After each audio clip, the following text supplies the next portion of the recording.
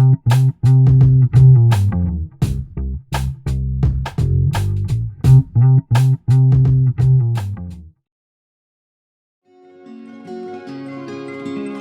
got something for you.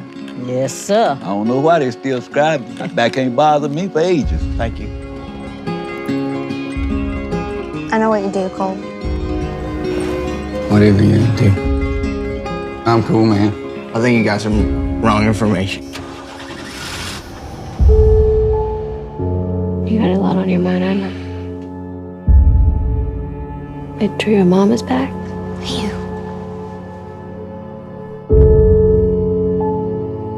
Well, I'm working with some boys. We're gonna start our own operation. You don't want to mess with junk man.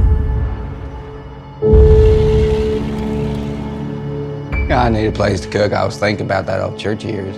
Not in our land, Terry. That's not gonna happen. That boy better shut his mouth.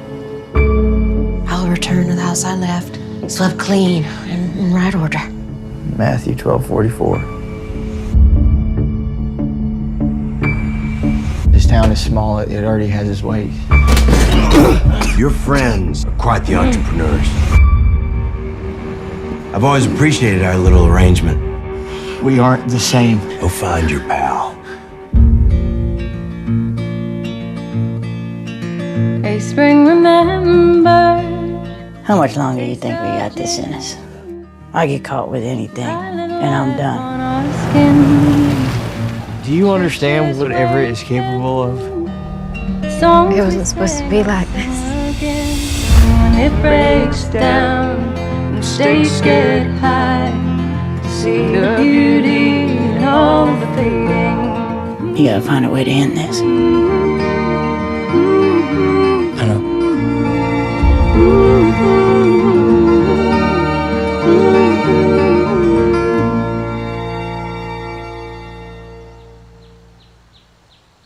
How are you doing? I'm doing good, thank you. Good. How are you doing?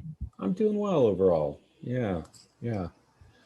Cool. I'm up in upstate, and coincidentally, I'm supposed to. Well, I am going this weekend to Lily Taylor's. She lives just like minutes from me. Oh wow. Is she there? Or is she in New Mexico? I don't know. Maybe she's not going to be there. Oh, okay. I heard she was shooting something, but I'm going to be. Nick will be there. Oh, great. You're hosting a thing, so I've not met Nick. he's just very I nice guess guy. tell him hi. I did sort of email with Lily recently, and I think my understanding, which could be wrong, is that she was out in New Mexico until like middle of first week in August. But Oh, okay. maybe That's interesting. She could have a long weekend and be coming back. I don't know. Right. I don't know either, because they're Yeah. hosting something up here with like, a whole bunch of people, like a weekend long thing. So, Oh, but wow. maybe he's just doing it, I don't know. It's just down the road. So, Well, I if mean, you do see her, give her, tell her I said I hi. totally will. And Yeah. I'll reach out and I'll ask her to also see if I can get some time with her to talk about the evening hour. She's, a supporting character in it, but she's great, Yeah, she. Working with her was, kind of a dream. I grew up in some ways watching her in movies, and then there's this other irony where I think I was a freshman when she was a senior. She graduated the year before I was a freshman, but we went to the same high school, and her dad owned the hardware store in town where I grew Is that up. true? And Where was yeah, this? yeah, in Winnetka, Illinois. Are you serious? Yeah, New Trier I didn't High realize School. that. Yeah. I was going to ask you where you grew up, but go ahead. Mhm. Liz Fair was in her class. I think Dave Eggers might have been in her class. It was a pretty powerful class. Interesting. Yeah. Yeah. Winnetka, how far is that from Chicago? Depending on traffic, it's like 30, 40 minutes if you drive, or you can take the train in. That whole area was kind of most immortalized in like a lot of the John Hughes movies, like Ferris Bueller's Day Off was shot a little north of there. Risky Business is right there in the neighboring little township. Home Alone was shot right in downtown Winnetka. What about Trains? I know Trains Planes was like probably, given the very nature of that movie, it was filmed all over the place. But I I was wondering if they shot maybe any parts of it in Illinois, like the. I think they did. I'm pretty sure they did. And the end scene takes place in Chicago or Chicago suburbs. Yeah. Yeah, but I'm less. I have to admit, I'm less familiar with that film, so I need to go back. I just showed it to Jacob. Like we have him. He's here with me for a few weeks, and we're doing movie nights. So cool. You know, awesome. And I guess maybe I should show Evening Hour. That'd be great. So how did was Lily casting through your casting director, or was that? I mean, I know you used one you're very happy about, because obviously with Philip Ettinger and the others.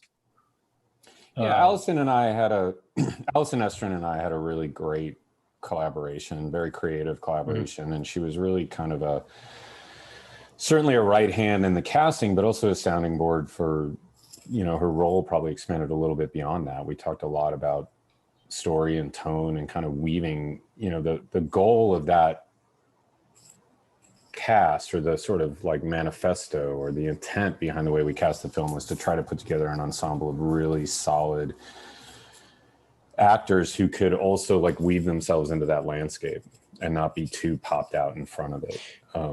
Right.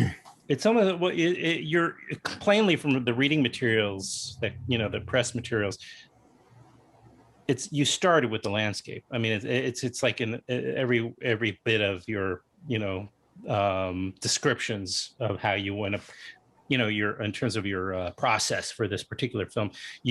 How did you find, just take a baby step backwards, how did you come across the novel?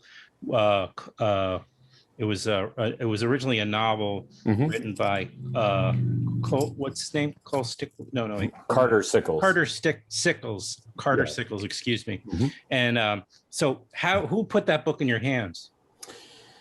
The book came to me in a very straightforward kind of, you know, film business way in some respects. It was about a year or two after my last feature Here was released, and a producer named Tom Skapars a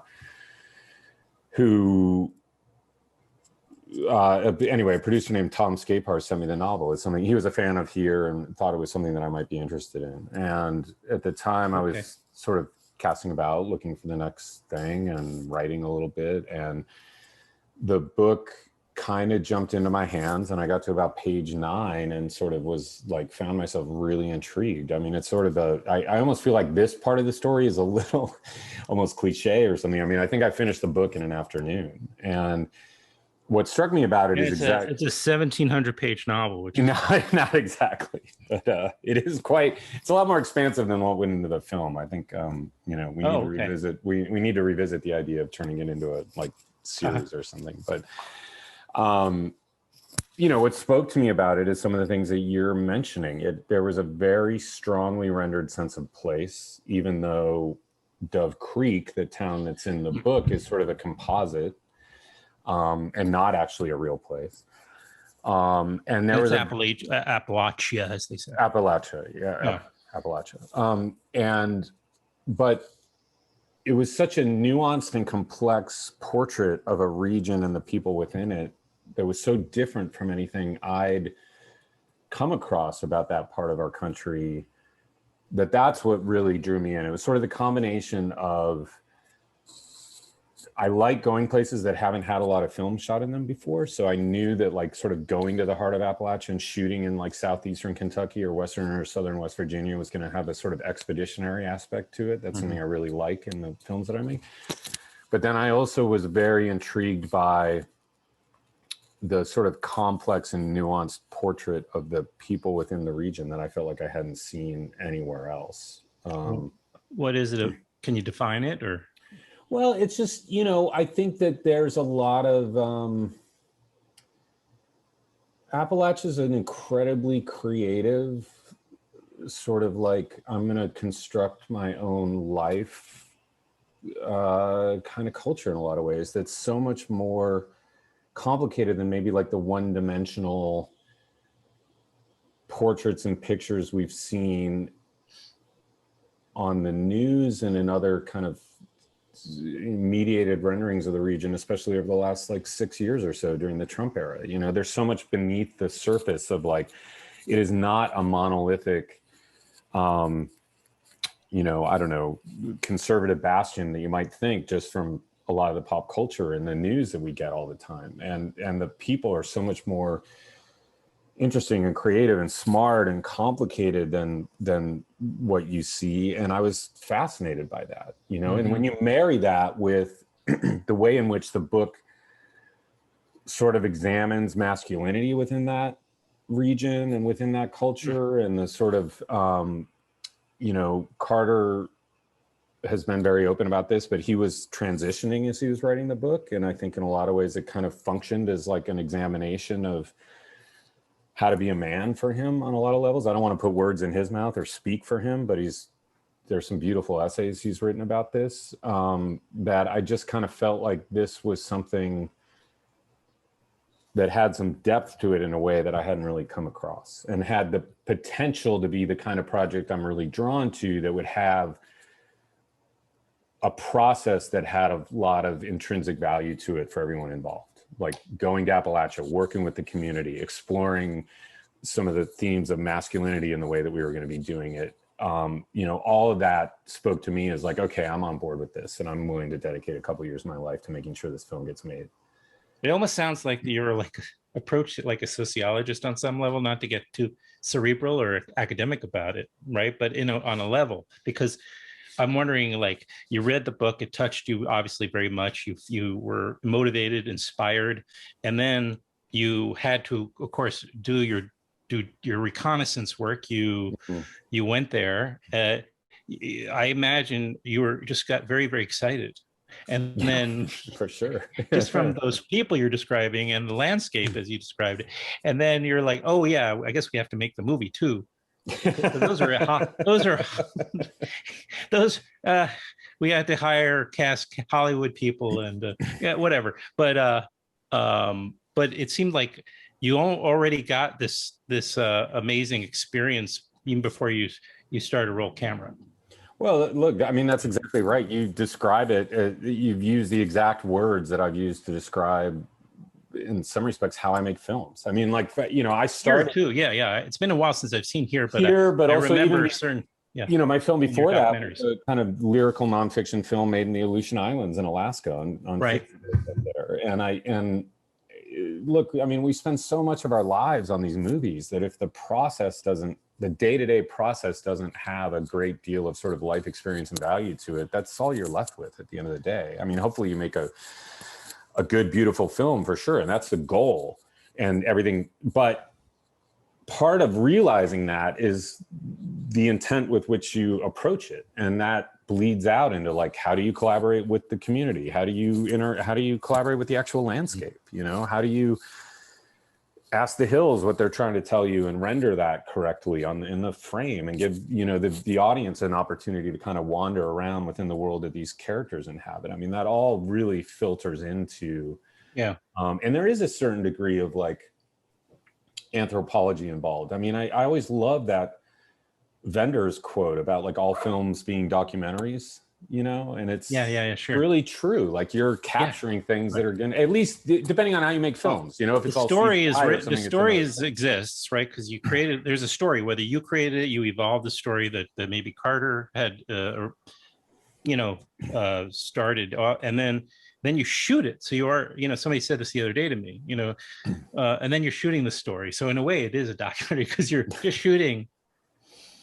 Right. The story. I mean, when we were making Here, and you know, this is going to get very heady and academic, but there's an extent to which, like, I felt like the filmmaking process was like a map making process. Like we were on an expedition, rendering this land, location, and story in a certain way, and in many respects, and you know, that was an even much more conceptual film than The Evening Hour. But I almost felt like we were making a map. You know, it's like we're mapping the territory with our cameras with these characters running through it. So, I mean, it's absolutely part of the process and something I think about a lot. I mean, you know, 50% of cinema, at least in my view, is about experience. I mean, there's storytelling and drama, and, you know, this is a big part of the endeavor, but you also want, at least I do, in the films I love the most, kind of allow you to wander around in their worlds, and you want the audience to be able to have you know, an experience. And to do that, you have to kind of move past, you know, on, I guess on the far end of the spectrum, like just recording people saying and doing things. You know, there's a whole other realm of sort of aesthetic intent and musicality and rendering of a world and a location that comes into play. Well, I have get to the kernel of the real truth behind Braden's film that you've answered, and then second question: what was the budget? I'm just kidding. I didn't. I was about to hit like leave meeting. when you have a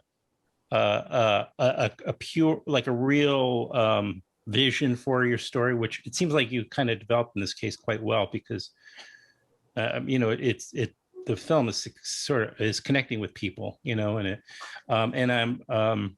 do you, once you have that and you know, you're kind of convey it for yourself, like, okay, the finished product is essentially, I don't mind dogs barking. Is that dog? Okay. Yeah, it's Sally. That's no dogs. There are been a lot of dogs on this show. I'll see if I can get her up there in a second when she comes back. Sure, yeah, that would be great. She's decided that this is the time to play. This is her. Oh, I love that. Is that a wired hair terrier? Part wired hair terrier? Part what? She's like a mutt. She's yeah. I don't know. I think she's part like Chihuahua. Even. Chihuahua. I see no. There's a Chihuahua, and it looks like for sure the ears are completely yeah. And, she's adorable. What's her name? Her name's Sally. Sally the dog. Yeah. She's named after Sally Lou. She's named after Sally Timms from the Mekons and Lou Reed. Oh my gosh, I did a thing on the Mekons. Yeah, I had one of the Mekons show. You know, I'm running John Langford, maybe. Yes. Yeah. Thank you. Yeah. He did the show with the director of that Mekons documentary with Joe Angelo. That's right. Yeah. You were there. No kidding. We did it at Film Forum's offices. Oh, okay. It's got to be at least 7-8 years ago. Yeah. Oh my gosh, I've been doing this a long time. Sorry, I completely interrupted your question. No, I was going to just say, well, you know, does it matter? Like, if you convey something authentically, this is another heady question. I don't know, as you were talking, I'm just thinking about, like, does it really, as long as it works for you successfully, what people get from it is, you know, they may get something very different as an experience as a viewer or an audience. Sure. Does it matter? Yeah, I mean, you know, part of the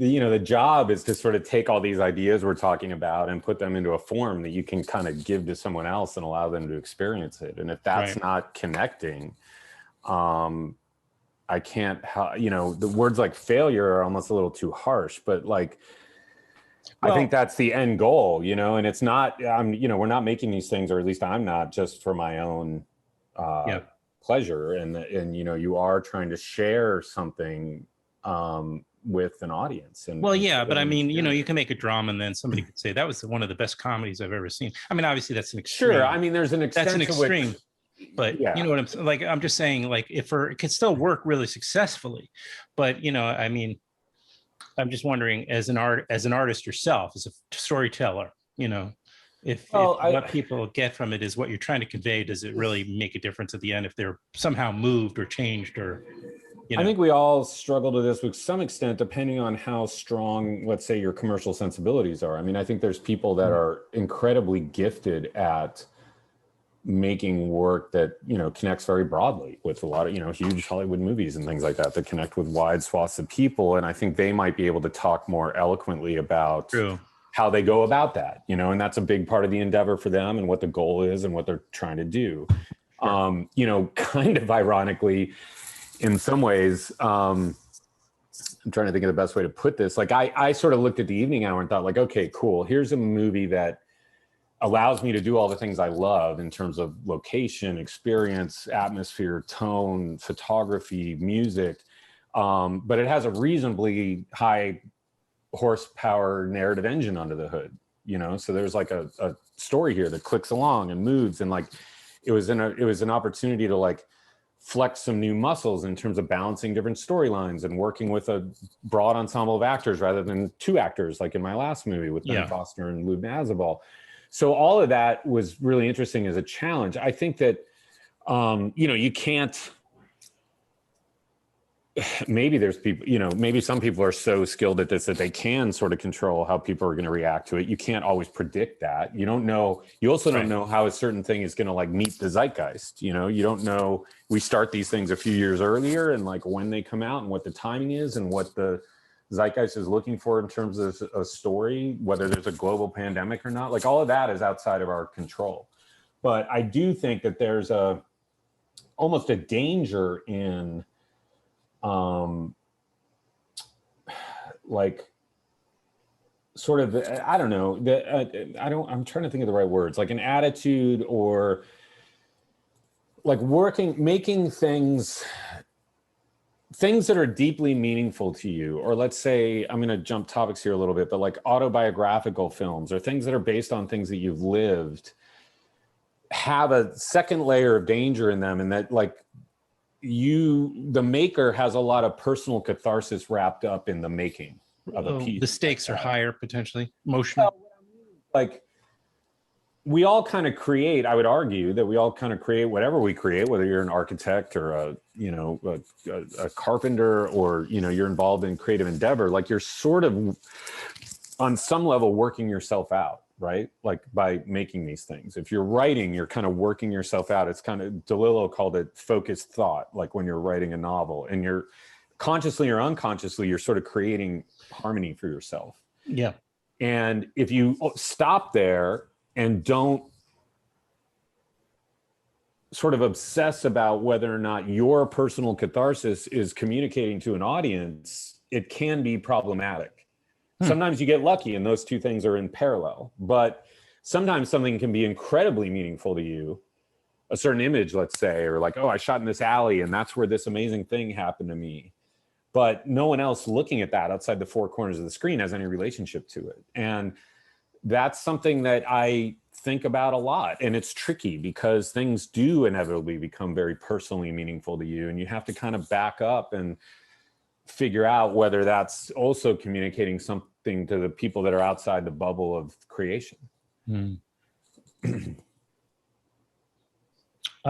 you get a chance, speaking of which, this is sort of connected then, did you have, because of the timing of this, it came out in, it was premiered festival-wise at Sundance 2020, which was, of course, just about a month or so before the pandemic.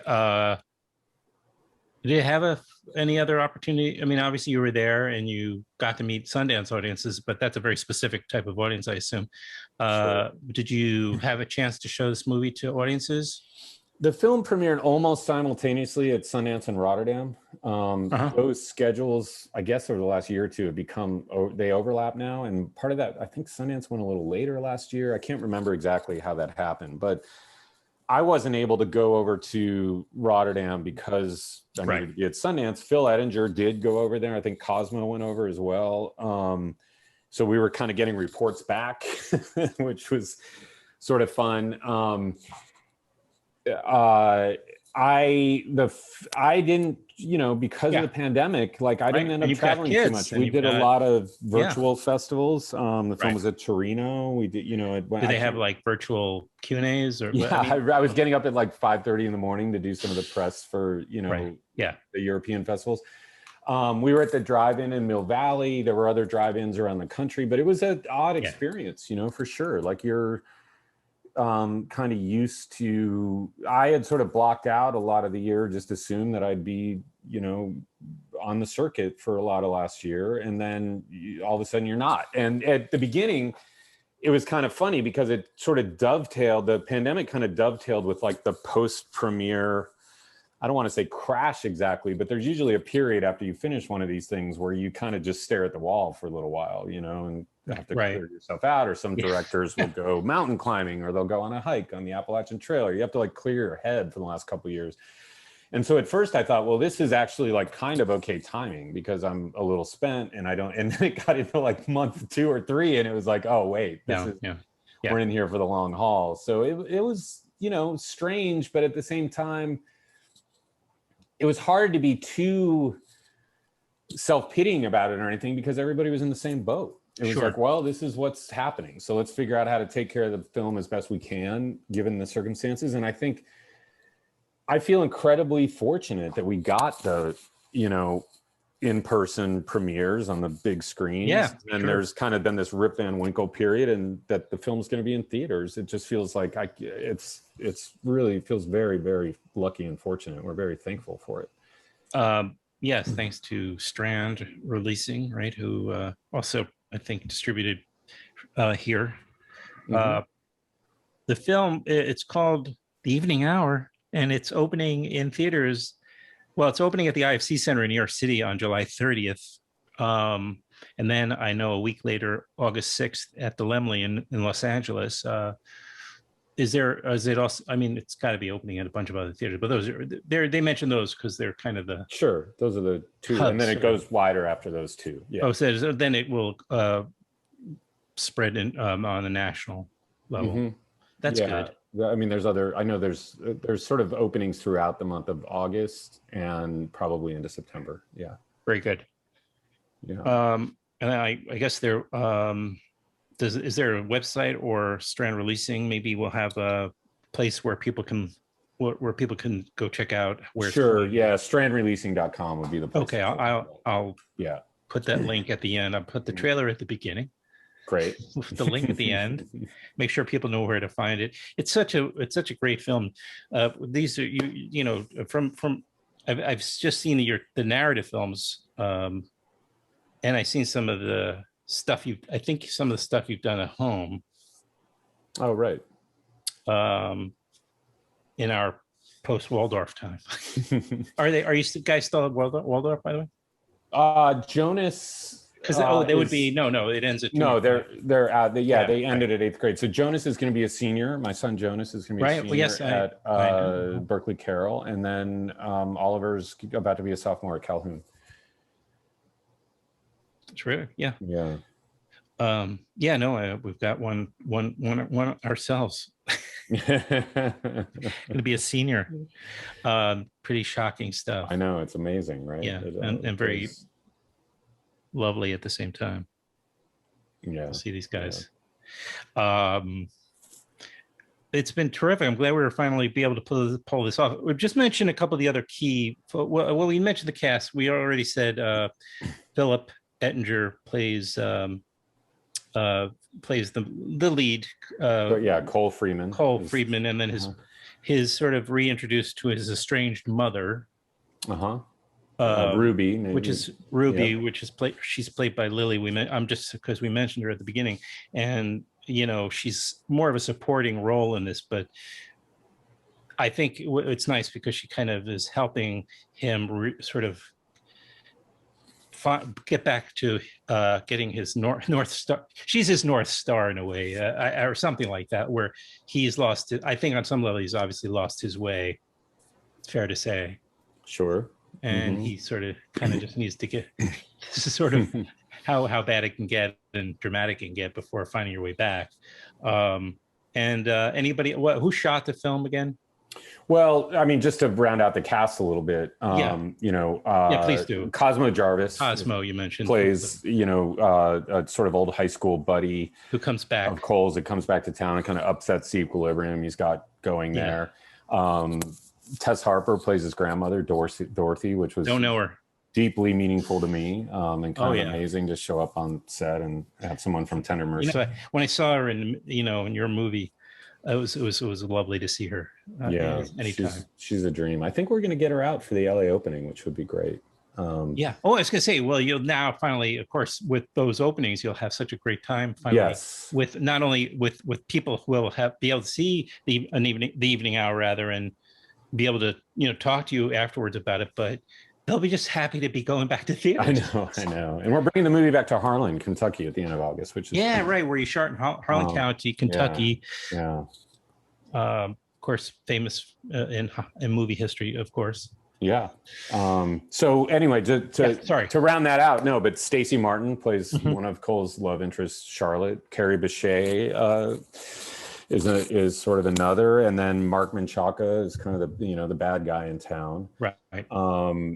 He's very good. He's amazing. Ross Partridge, who I love. Sorry, I forgot Ross. Randy. Ross is a friend. the cop, and then Ashley Shelton, who's from Knoxville, Tennessee, gave an amazing performance as one of Cole's co-workers. And Frank Hoyt Taylor, it was a real dream to kind of work with. Amazing character actor who's been around forever and lives in the region. His grandfather, you know. So I hope I don't think I've forgotten anybody, but you know, it was terrifying. It's a big cast, and I do know who I forgot. Michael Trotter, who played Reese, I think just gave a, you know, completely amazing kind of breakout performance as one of Cole's friends, and sort of is the Obi-Wan Kenobi of the movie in some ways. And, yeah. You know, going back to what I was saying about like idiosyncratic renderings of the region and complex characters, like he's right up there, you know, and I think what Michael did with that role was just astounding. Declan Quinn shot the film. You know, I know you asked about that. You know, amazing, almost historic cinematographer. Worked with Jonathan Demme for a long time. Shot Leaving Las Vegas. Like that was just an absolute, and just a dream of a person. You know, one of the kindest, most creative people I've ever worked with, and really learned a lot from. I bet.